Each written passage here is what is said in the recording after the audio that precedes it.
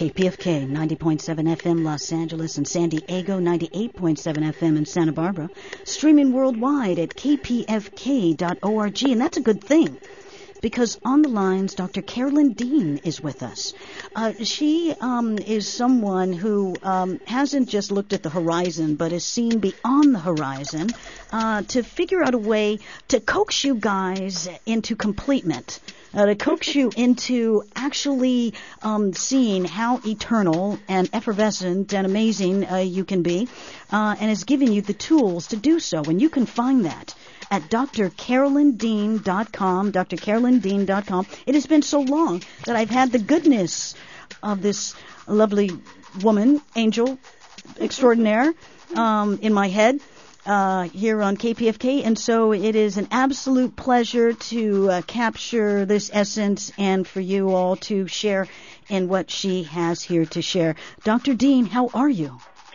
I'm just great. Yes, I am completing your head tonight. Evan. Yeah, that's what I'm doing. That's pretty friggin' awesome. It's really tingly. I think that's a good sign. I think that's an amazing good sign. That is a good sign.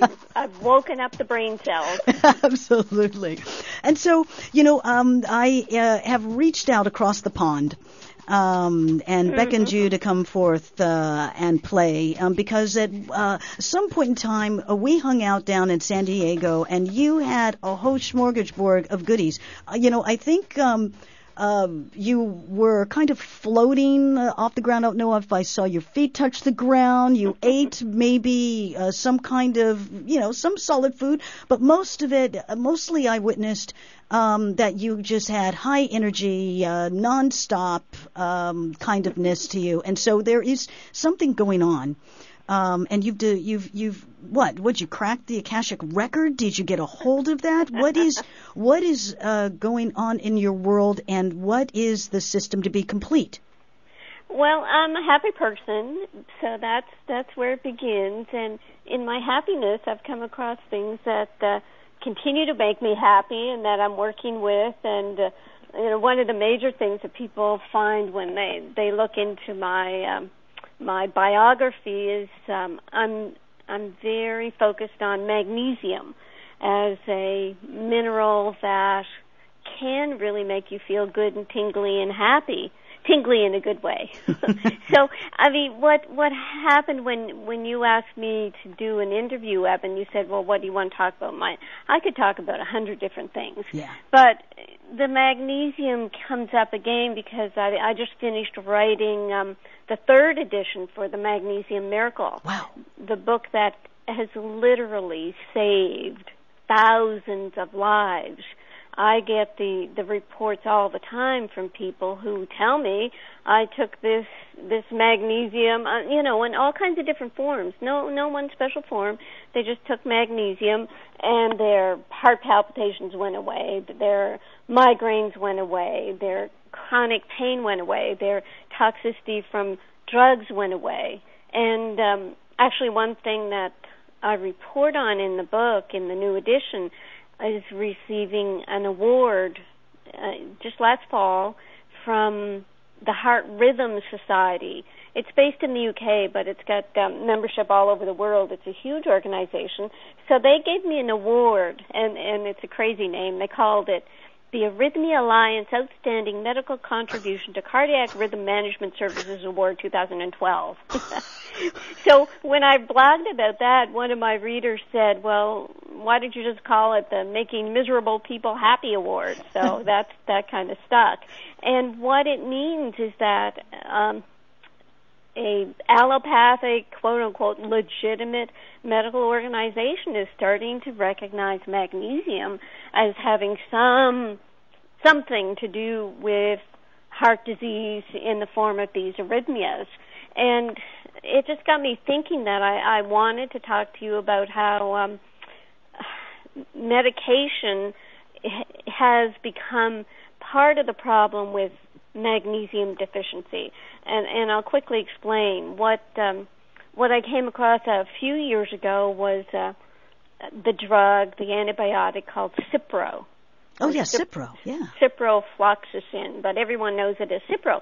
It got big headlines when when they said it was the only drug that could treat people for, what were they mailing through the anthrax? Anthrax, yes, yeah. So everybody was stockpiling Cipro and taking Cipro just on the notion that they could contract anthrax. So a lot of people took it, and then the side effects started being reported to the point where just recently they've had a couple of black boxes put on Cipro to warn people about tendon rupture that can occur with Cipro. And I began looking into it and found out that Cipro is one of the many, many drugs that has had fluoride added to it.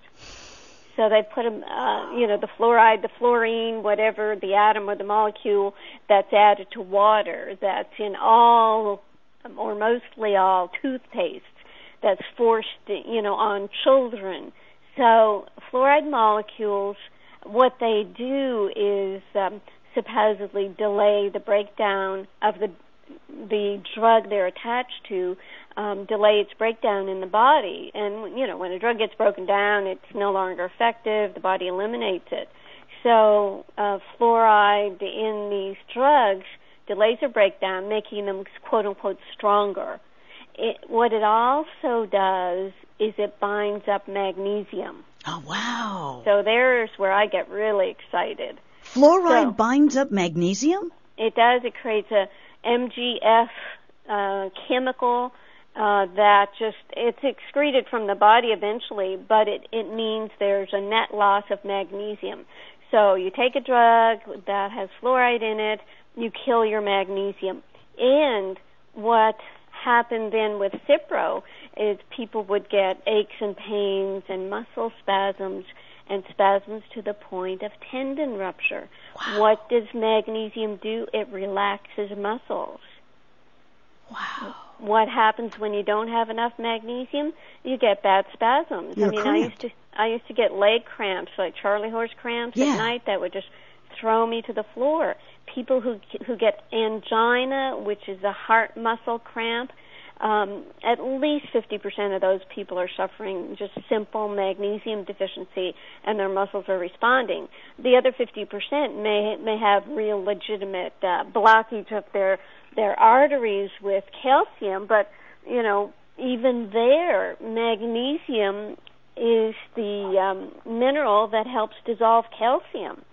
So the whole huge incidence of heart disease, which is among the top killers, it can be brought down to a magnesium deficiency. So the Cipro really got me looking, and then when I started to blog about Cipro and magnesium, I would get people writing me and say, I had that happen, and I took magnesium, and thank goodness the symptoms went away.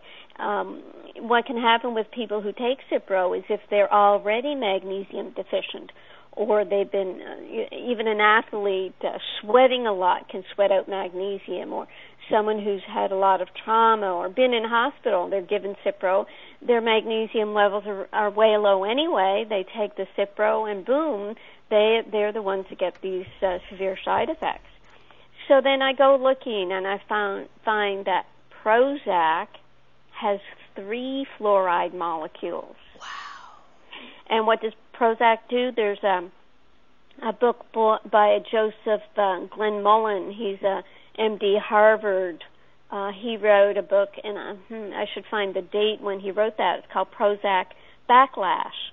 And he's finally, after the decades of this Prozac being used, he's sort of, listed all the many side effects. And of course, I look at it in terms of what's it doing to magnesium because of the fluoride.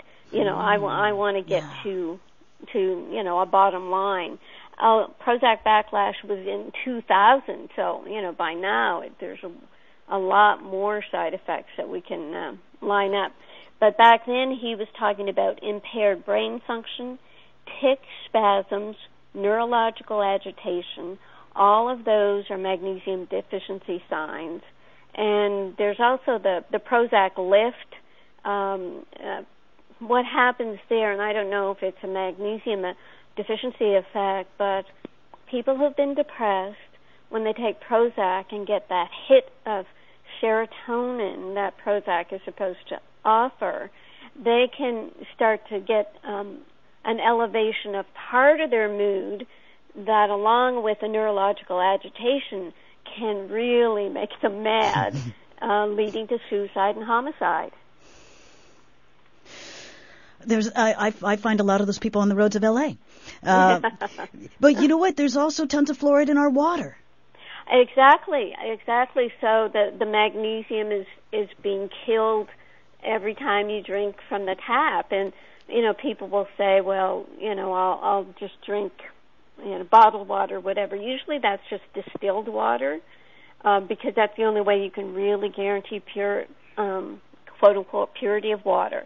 And water is supposed to be the way that we get our minerals.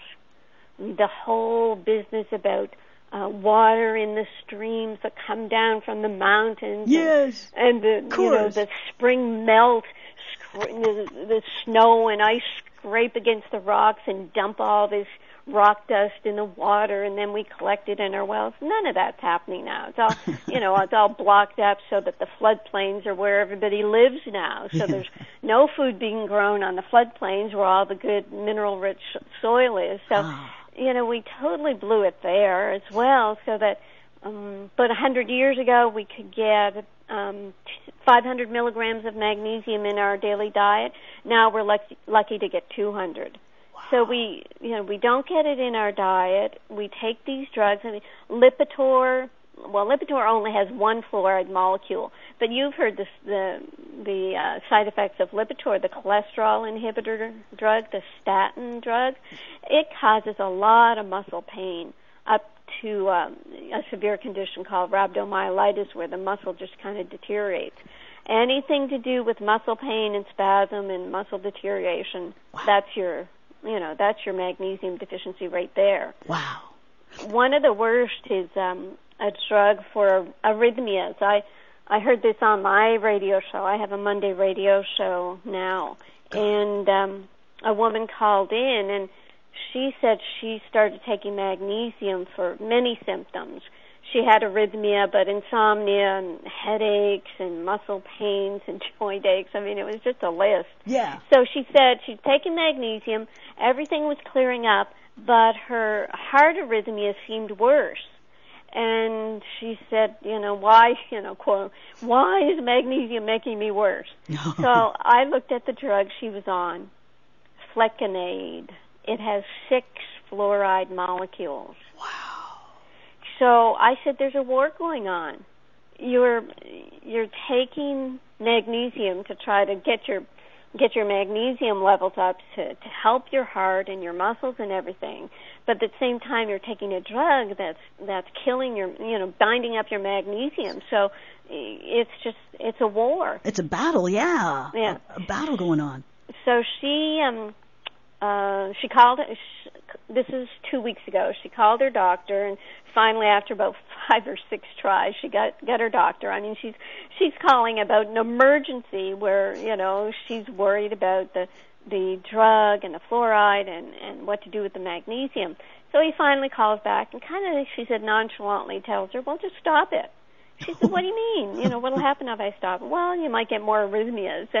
And so she's freaking out. It's like, this is a drug that's supposed to suppress my heart arrhythmias, and he's just telling me to quit it out of the blue. Wow. And, what I realized, because she had given some of her story, is that when people have a heart arrhythmia the first time, they go to the hospital, either emergency or through internists and cardiologists, get all their ultrasounds and EKGs and everything, looking for heart damage.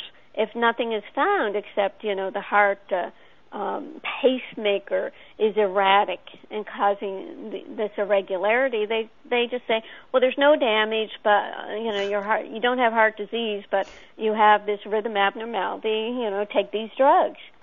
And every time you go back to the emergency, they say, well, your heart's still okay. Keep taking the drugs. And the patients are saying, well, I feel worse. And why do they feel worse? Because they're on a drug that has, in this case, 6 fluoride molecules.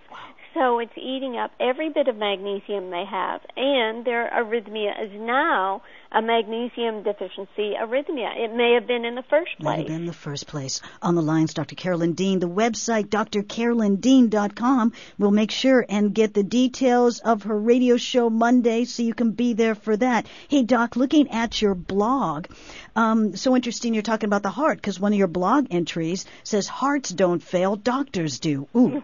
Ooh. Ooh. Mm-hmm. Yeah. Well, what's happened recently is I think the cholesterol myth has finally been blown.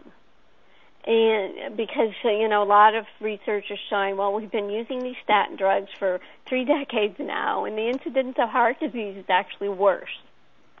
And so they're starting to sort of backpedal about cholesterol being the prime cause of heart disease. Well, cholesterol is a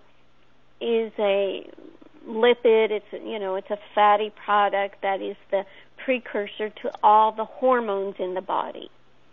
It helps coat all the membranes of the cells in the body and in the brain. We have all this fat in our brain. And when you start really reducing your cholesterol really low, you start getting impotence and require Viagra. And you start getting senility and Alzheimer's. So all these new chronic conditions, may be, at the feet of these statin drugs. So they're sort of cutting back on saying it's all about cholesterol, and they're saying now it's all about inflammation. Mm. Well, the biggest anti-inflammatory that we could ever find is magnesium. And the biggest pro-inflammatory is calcium. Oh, wow. And what's happened in the past, just in the past 5 years, calcium has come under the gun. And the British Medical Journal, I think, there's about 5 studies by this team in New Zealand who finally proved over and over again that women, they did it on women because women are taking all this calcium for their bone density. Bones. And what they say now is actually women who take calcium supplements are at a much higher risk for heart disease. And the researchers, in their conclusions, they say women should not take calcium supplements. What? Yes. Yep. And what they don't say, they just say, oh, yeah, calcium, oh, yeah, because, it's not just a heart disease.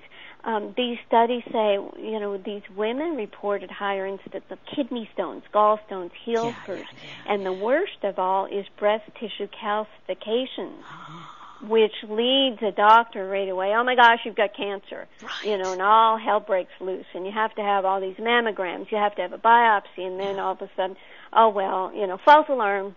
Sorry. Whoops. Yep. So that's where we've gotten this DCIS, the pre-cancer that they're saying they're diagnosing now. Well, a lot of this DCIS stuff, let me see the whole name of it, ductal carcinoma in situ, or situ. That can be equated with calcification. Right. So all this calcium we've been taking, you see, calcium, it kind of settles in the body. You take it, some of it gets into your cells, but most of it just drops. It drops into the soft tissue. Whereas magnesium, which helps dissolve calcium, magnesium has a fail-safe that if you take too much, it gives you the laxative effect, and boom, in one end and out the other. So we've got this whole imbalance with calcium and magnesium to where, people are taking it in fortified foods. They're taking thousands of milligrams of this mineral. What do women do for bone density then? Or is it that the bone density is being depleted because of some imbalance and they don't need to supplement for it? Or is bone density an actual issue? Well, good questions. It's not really an actual issue in the sense that when they started doing bone density tests and comparing, like my 64-year-old bones to some 20-year-old, they said, "Oh my gosh, your bones are too thin. You need calcium because calcium is what makes up bones." So they left out the other factors that make up bones, including magnesium. And this huge industry built up around calcium. The RDA of calcium, they say, is around 1,500 milligrams. In the UK and the World Health Organization, their RDA is 600 to 700 milligrams. And what you also require is a similar amount of magnesium, like a 1-to-1 ratio. But there was this huge myth that got created by a mistranslation of a French magnesium researcher, Jean Durlac, who said, never go above 2 parts calcium to 1 part magnesium in diet, food, and supplements because it can lead to detrimental effects. So someone grabbed it and said, "Oh, we have to have 2-to-1 ratio." Because you look at any calcium magnesium supplement on the market, right, and it's 2 parts calcium to 1 part magnesium. That's right. Most of that calcium, like a calcium carbonate, 4% absorbed. Wow.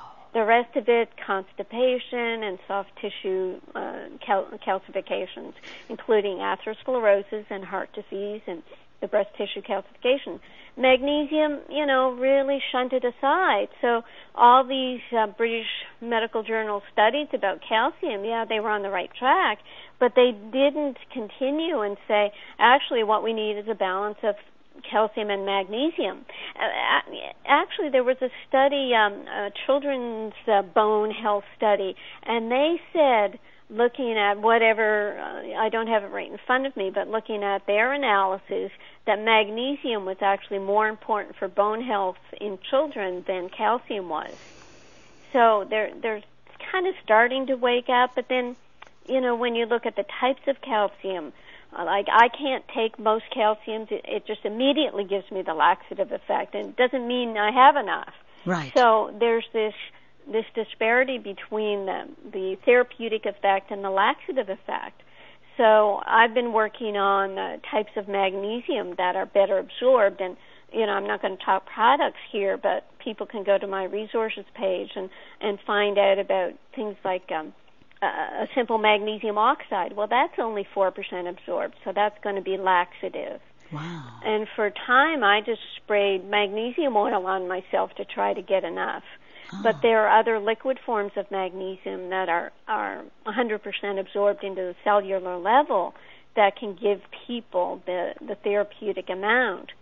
And, what I ended up talking about in the new Magnesium Miracle Update was that people should really, they're left to their own devices these days, as Certainly. you know, Eben. Certainly. So I tell people, well, get your own magnesium test.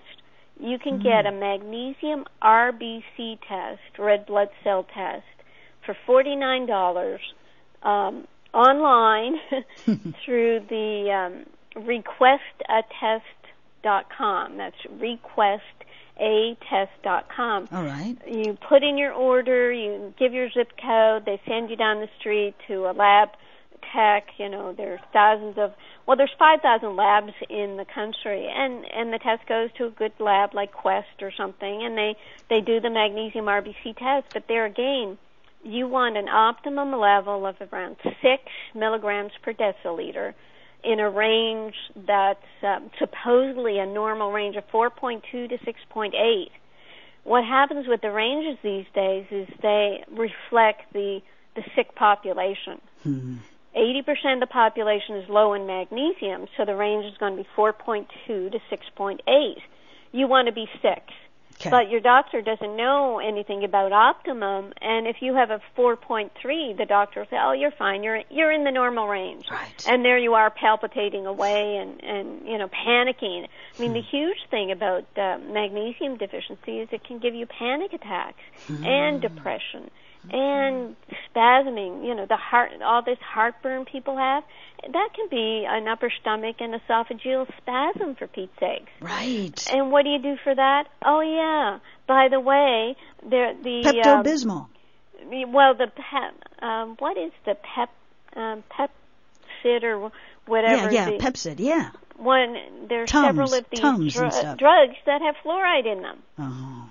And so you're taking this incredible brew, Prevacid. Yeah, Prevacid's one. It's got 3 fluoride molecules, that one.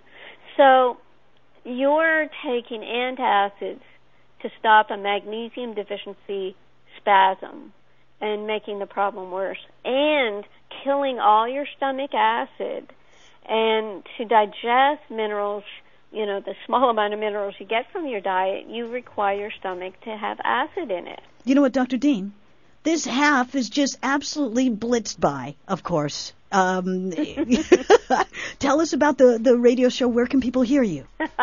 It's on Achieve Radio, Eben, achieveradio.com, every Monday, 4 p.m. PST, Pacific Time, 4 p.m. Mondays, and there are archives there with incredible information. I do a 2-hour show, nonstop health information. People can call in and ask questions. And Achieve Radio, and it's Dr. Carolyn Dean, or is it? Oh, it's called Live with Dr. Carolyn Dean. Live, yeah, you're live, dagnabbit, live and thriving. Yeah. Yes, off that. And gosh, I was just looking, so many questions you have right up at your website. Really great information on diabetes, because that's what you're hearing now, diabetes and magnesium. And also you had something really good about the antibiotics and all that stuff. It's coming up on flu season. Are you going to get the flu shot, Dr. Dean? Never in your life. I mean, Lord, suffering cats, Eben. Calm down. I just wanted to get that short confirmation in from the doctor of the future who is helping people be complete.